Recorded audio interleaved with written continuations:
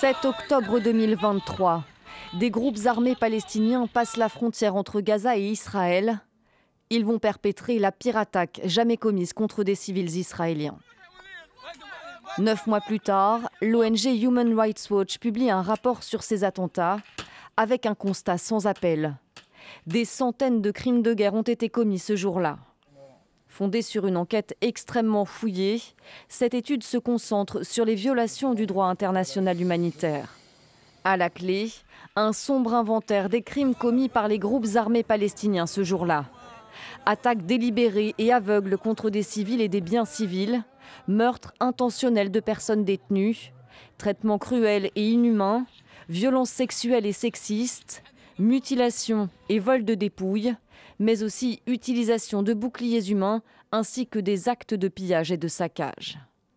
Human Rights Watch répertorie également des crimes contre l'humanité comme le meurtre planifié de civils et la prise d'otages. Le rapport reconnaît le groupe islamiste palestinien Hamas comme l'orchestrateur de l'attaque, mais il désigne plusieurs autres groupes armés qui ont commis des crimes de guerre le 7 octobre, dont le djihad islamique. La réalité est que les pires violences n'ont clairement pas été commises par des civils de Gaza. Il s'agit d'une affirmation formulée très tôt par le Hamas pour se distancer des événements et par Israël pour justifier ses opérations de représailles.